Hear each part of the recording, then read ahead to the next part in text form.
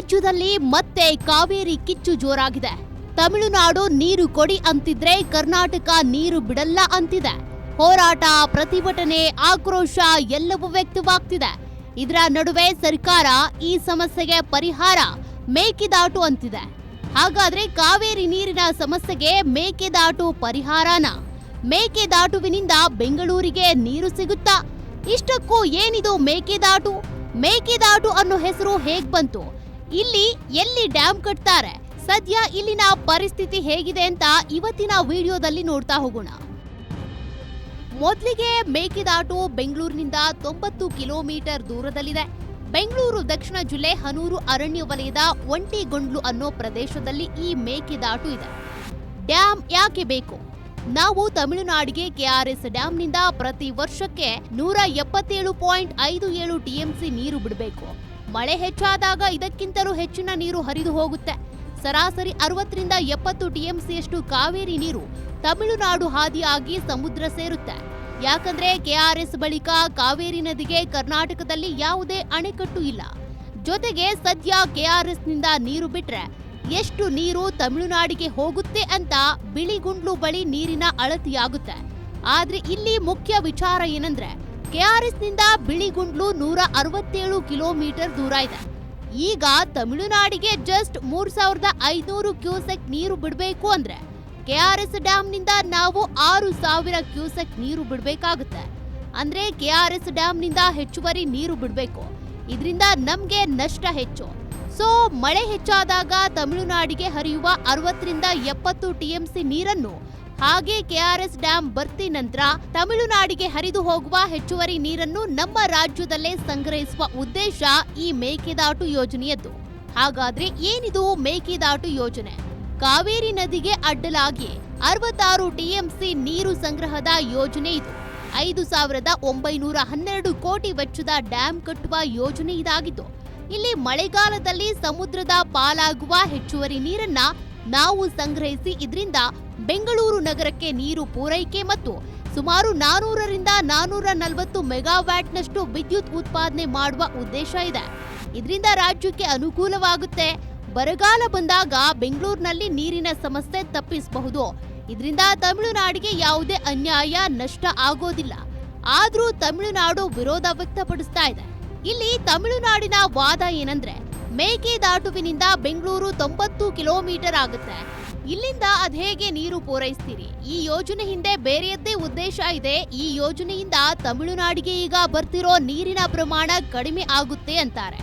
ಆದ್ರೆ ತಮಿಳುನಾಡಿಗೆ ಈ ಯೋಜನೆ ಬಗ್ಗೆ ಭಯ. ಯಾಕಂದ್ರೆ ಇಷ್ಟು ವರ್ಷಗಳ ಕಾಲ ತಮಿಳುನಾಡಿಗೆ ನಾವು ಬಿಡಬೇಕಾಗಿದ್ದ 177.57 ಟಿಎಂಸಿ ನೀರಿಗಿಂತಲೂ ಹೆಚ್ಚು ನೀರು ಹರಿದು ಹೋಗ್ತಾ ಇತ್ತು.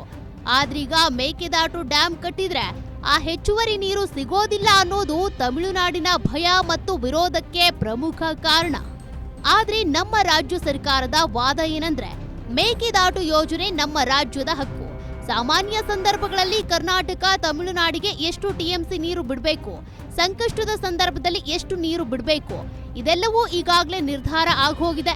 ಅದರಂತೆ ನಾವು ನಿಮಗೆ ವರ್ಷಕ್ಕೆ ಎಷ್ಟು ಟಿಎಂಸಿ ನೀರು ಬಿಡಬೇಕೋ ಅಷ್ಟು ನೀರು ಬಿಡ್ತೀವಿ ಅಂತ ಕರ್ನಾಟಕ ಹೇಳ್ತಿದೆ. ಹಾಗಾದ್ರೆ ಈ ಯೋಜನೆಗೆ ಎಷ್ಟು ಭೂಮಿ ಬೇಕು ಅಂತ ನೋಡೋದಾದ್ರೆ 5,252.40 ಎಕರೆ ಪ್ರದೇಶ ಬೇಕಾಗುತ್ತೆ.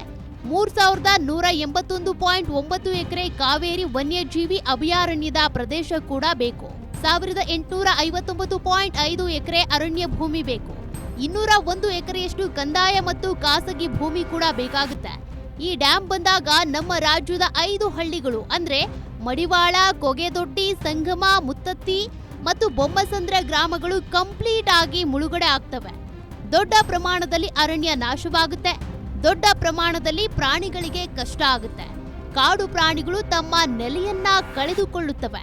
ಸಸ್ಯ ಸಂಕುಲ, ಪ್ರಾಣಿ ಸಂಕುಲಕ್ಕೆ ಹಾನಿ ಆಗುತ್ತೆ ಅನ್ನೋದು ಪರಿಸರ ಪ್ರೇಮಿಗಳ ವಾದ. ಇನ್ನು ಈ ಮೇಕೆದಾಟು ಯೋಜನೆ ಬಗ್ಗೆ ಇತ್ತೀಚೆಗೆ ಮತ್ತೊಂದು ಅಪ್ಡೇಟ್ ಕೂಡ ಆಗಿದೆ. ಅದು ಏನಂದ್ರೆ ಇಷ್ಟು ದಿನಗಳ ಕಾಲ ತಮಿಳುನಾಡು ಒಪ್ಪಿಗೆ ಕೊಡ್ತಿಲ್ಲ ಅಂತ ರಾಜ್ಯ ಸರ್ಕಾರ ಹೇಳ್ತಿತ್ತು. ಆದ್ರೆ ತಮಿಳುನಾಡಿನ ಒಪ್ಪಿಗೆ ಬೇಕಾಗಿಲ್ಲ, ನಿಂಪಾಡಿಗೆ ನೀವು ಡ್ಯಾಂ ಕಟ್ಟಿ ಅಂತ ಕೇಂದ್ರ ಸರ್ಕಾರ ಹೇಳಿದೆ. ಅಲ್ಲದೆ ಕರ್ನಾಟಕ ಈ ಡ್ಯಾಂಗೆ ಸಂಬಂಧಪಟ್ಟಂತೆ ಒಂದು ಡಿಪಿಆರ್ ಕೂಡ ಮಾಡಿ ಕಳಿಸಿತ್ತು. ಅಂದ್ರೆ ಡೀಟೈಲ್ಡ್ ಪ್ರಾಜೆಕ್ಟ್ ರಿಪೋರ್ಟ್ ಅಂತ.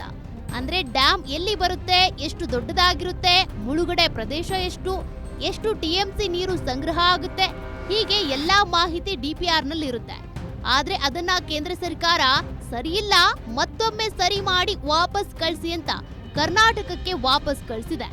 ಕೇಂದ್ರ ಸರ್ಕಾರ ಏನ್ ಹೇಳ್ತಿದೆ ಅಂದ್ರೆ 59.4 ಟಿಎಂಸಿ ಸಾಮರ್ಥ್ಯದ ಡ್ಯಾಂ ನಿರ್ಮಾಣಕ್ಕೆ ಸಮರ್ಥನೆ ಸೂಕ್ತವಾಗಿಲ್ಲ. ಡಿಪಿಆರ್ ನಲ್ಲಿ ನೀರಿನ ಬಳಕೆಯ ಪ್ರಮಾಣವನ್ನ 2.2 ಟಿಎಂಸಿಯನ್ನ ಕರ್ನಾಟಕ ಜಾಸ್ತಿ ಮಾಡಿದೆ, ಇದು ಸರಿಯಲ್ಲ. ಯಾಕಂದ್ರೆ 2018ರ ತೀರ್ಪಿನಲ್ಲಿ 1 ವರ್ಷಕ್ಕೆ ಬೆಂಗಳೂರಿಗೆ 33 ಟಿಎಂಸಿ ನೀರು ಅಂತ ಅಂತಿಮ ಆಗಿದೆ. ಆದ್ರೂ ಕರ್ನಾಟಕ ಡಿಪಿಆರ್ ನಲ್ಲಿ 33 ಟಿಎಂಸಿ ಬದಲಿಗೆ 35.2 ಟಿಎಂಸಿ ಅಂತ ಉಲ್ಲೇಖ ಮಾಡಿರೋದು ಸರಿಯಲ್ಲ. ಶಿವನ ಸಮುದ್ರದಲ್ಲಿ ಹೊಸ ವಿದ್ಯುತ್ ಯೋಜನೆ ಆರಂಭದ ಪ್ರಸ್ತಾಪವೂ ಸರಿಯಿಲ್ಲ. ಜೊತೆಗೆ ಕುಡಿಯುವ ನೀರಿನ ಅಗತ್ಯತೆ ಹೆಚ್ಚಿಸುವ ರಾಜ್ಯದ ಪ್ರಸ್ತಾವನೆ ಸರಿಯಲ್ಲ. ಅಲ್ಲದೆ ಸುಪ್ರೀಂ ಕೋರ್ಟ್ ನ್ಯಾಯಾಧೀಕರಣದ ಆದೇಶದ ಉಲ್ಲಂಘನೆ ಆಗಿದೆ. ಹೀಗಾಗಿ ಹೊಸ ದತ್ತಾಂಶ ಮತ್ತು ತಾಂತ್ರಿಕ ವಿವರದೊಂದಿಗೆ ಹೊಸ ಡಿಪಿಆರ್ ಸಿದ್ಧಪಡಿಸಿ ಕಳಿಸಿ ಅಂತ ಕೇಂದ್ರ ಹೇಳಿದೆ. ಸೊ ಒಟ್ಟಾರೆಯಾಗಿ ಮೇಕೆದಾಟುವಿನ ಕಂಪ್ಲೀಟ್ ಕತೆ ಇದು. ನಿಮ್ಮ ಅಭಿಪ್ರಾಯ ಏನು? ಈ ಯೋಜನೆ ಬೇಕಾ ಬೇಡ್ವಾ ತಿಳಿಸಿ. ಇಂತಹ ಮತ್ತಷ್ಟು ಅಪ್ಡೇಟ್ ಹಾಗೂ ರಾಜಕಾರಣದ ಸುದ್ದಿಗಳಿಗಾಗಿ ನೋಡ್ತಾ ಇರಿ ಪೊಲಿಟಿಕಲ್ ನ್ಯೂಸ್ ಬೀಟ್. ನಮಸ್ಕಾರ.